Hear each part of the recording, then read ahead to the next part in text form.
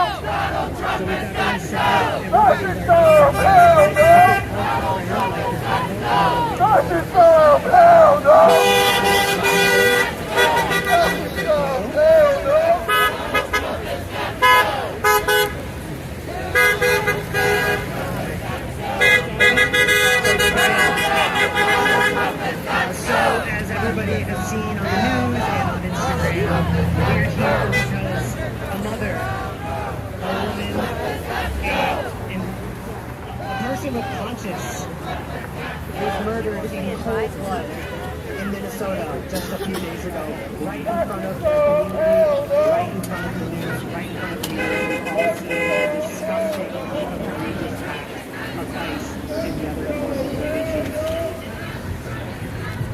So we're going to start things off with just a tribute to Renee.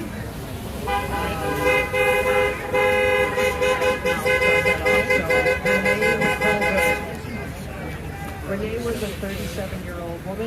She was shot and killed by the Immigration and Customs Enforcement agents in Minneapolis, and she lived just a few blocks from the location of the shooting.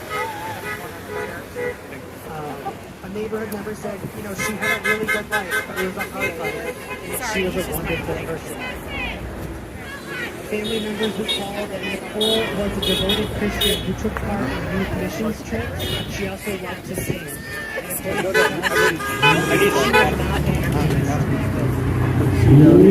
Renee was a mother with a family. Renee was a mother. She lived her life with her 6-year-old son, and she survived by 3 children. She's originally from Colorado, and Nicole was a writer and a poet. Another family member said, Renee was one of the kindest people I've ever known. She was extremely compassionate. She was loving, forgiving, affectionate. She was an amazing human being. Absolutely. So now we're going to read one of Nicole's poems, actually. So yeah, we'll pass it up. Okay, this is a poem that was written by Renee. It's called On Learning to Dissect Fetal Pigs.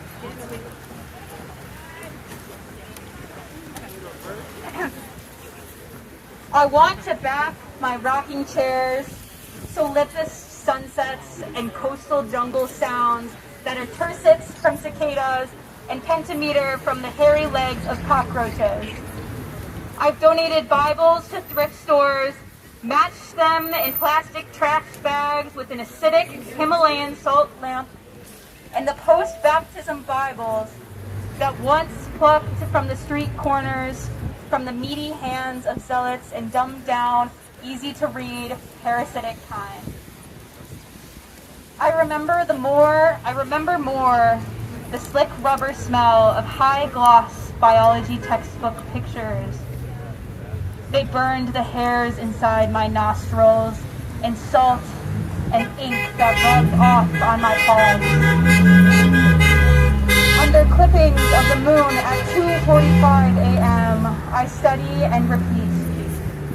Ribosome, endoplasmic, lactic acid, stamen. At the IHOP on the corner of Powers and Stenson Hills. I repeated and scribbled until it picked its way and stagnated somewhere I can't point to anymore. Maybe my gut. Maybe in between my pancreas and large intestine in the piddly brook of my soul. It's the ruler by which I reduce all things now. Hard-edged and splintering from knowledge that used to sit, a cloth against a fever forehead. Can I let them both be? This fickle faith in this college science that heckles from the back of the classroom. Now I can't believe that the Bible and Quran and Bhagavad Gita are sliding long hairs behind my ear like Mom used to, and exhaling from their mouths, make room for wonder. All my understanding dribbles down the chin onto the chest and is summarized as, life is merely to ovum and sperm, and where those two meet, and how often and how well, and what dies there.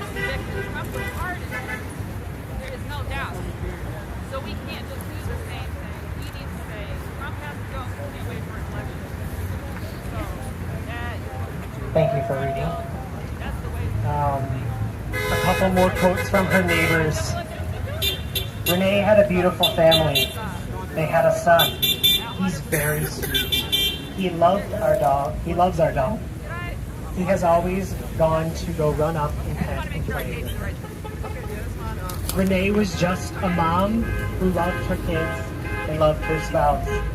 And I think the reason that many of us are here is because we saw ourselves, someone who stood up for what was right, did what needed to be done.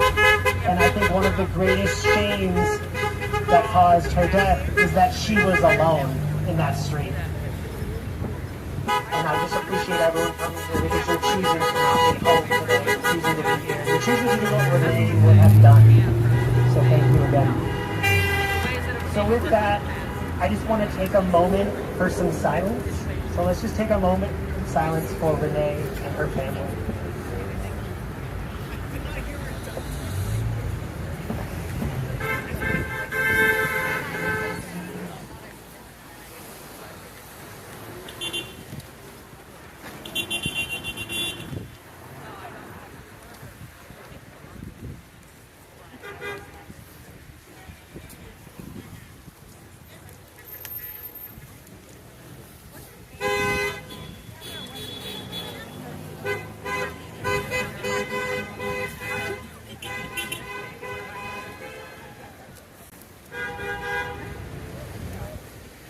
And we'll continue this silence, but with one thing. I'll ask that people speak the names of those that we have lost to kidnapping or death by ICE, police, prison. So say the names of those that have gone before us.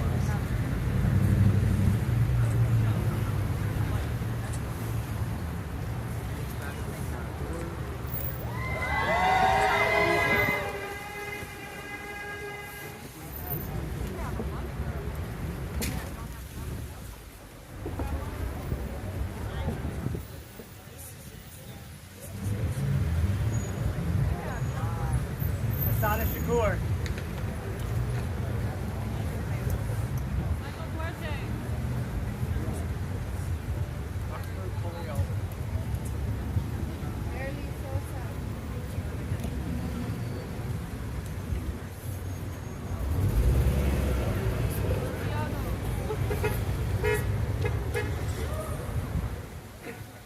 Breonna Taylor. Trayvon Martin.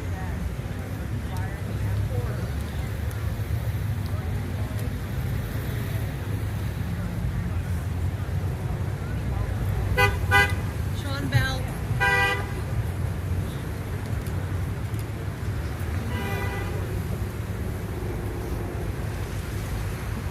Thank you, everyone. We're now going to move into a speaking portion. We have members of the Detroit People's Assembly who are going to speak on various topics around this struggle in ways we can channel this energy into organizing and fighting back. So with that, we'll have our first speaker, which is Josh, who is an organizer with the People's Assembly and the Communist Party USA here in Detroit.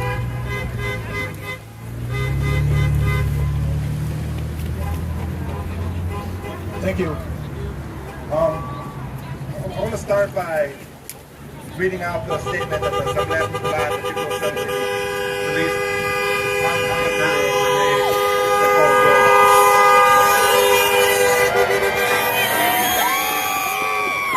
On January 7th in Minneapolis, immigration agents cold-bloodedly murdered a woman who was there as a witness to their ICE raids. We've seen how the government has imprisoned thousands, deported hard-working people, and torn families apart in heartbreaking ways. We also know that they've not hesitated to kill before. Silverio Villegas was cruelly shot down in Chicago. But across the country, groups are organizing in solidarity with our immigrant community, offering mutual aid and legal assistance, documenting abuses, and yes, also resisting the racist and violent actions of ICE. Despite the fear, many are willing to offer their time and risk their safety so that all our neighbors can live and work in peace. But also that these terrible injustices don't remain in the shadows, but are seen by the whole world. Many people with and without papers, from citizens and residents to those most affected, threatened, and under attack, participate daily in countless generous actions to keep their families, their friends, and their co-workers safe. publicly and anonymously and with whatever resources are available. It is precisely this immense social network, these human values that the federal government has attacked today or on January 7th. This is what scares them the most. Our love, how we care for our neighbors, our courage, and our infinite capacity to protect each other, even in the most difficult circumstances. We call on everyone in Detroit and in Michigan to not let down our guard, to stay vigilant and be aware of ICE, but also to strengthen our efforts to defend our people, knowing that we're on the right side of history and of life itself. We need to organize and prepare ourselves to continue this fight. Honor and glory to Renee Nicole Good, our fallen comrade in Minneapolis, and long live each network of active solidarity. Join us in the fight to support and defend immigrants in Detroit. Our next canvassing day is Saturday, January 17th, 10 a.m. to 1 p.m. Our next open plenary is Sunday, January 18th, 2 to 4. All hosted at Grace in Action, 1725 Lawndale, Detroit. Please ask the organizers if you want more information on that. So that's a statement. You know, I also want to, in honor of Renee Nicole Good, I want to remind us of the words of Pablo Neruda. Podrán cortar todas las flores, pero no podrán detener la primavera. They can cut down all the flowers, but they will not be able to stop the coming of spring. And I think that's the legacy that Renee has left behind, in the hearts of the people, in the hearts of struggle against this violence. This is an illegitimate terroristic regime that will see its end. ICE will be ended. This predator class of billionaires will be ended, along with the fascist regime that represents it. We will prevail. Not the fascist monsters that murdered Renee for defending our neighbors being attacked and kidnapped, from being attacked and kidnapped. They're the same ones that are inflicting violence and terror on our immigrant brothers and sisters, not only abroad in Venezuela, but also in the streets in Detroit when they come here to flee that violence. Understand that this has been going on long before this invasion through the economic violence they call sanctions. But we will defend our city, our people from ICE. We will ultimately end this fascist imperialist regime. Our people has unified as the People Assembly to carry out this struggle. Y vamos bien, but we need to engage in class struggle. There's no way around that. And with that, I want to pass this mic to someone I've been very honored to work at, that is spearheading our patrols against ICE, Veronica.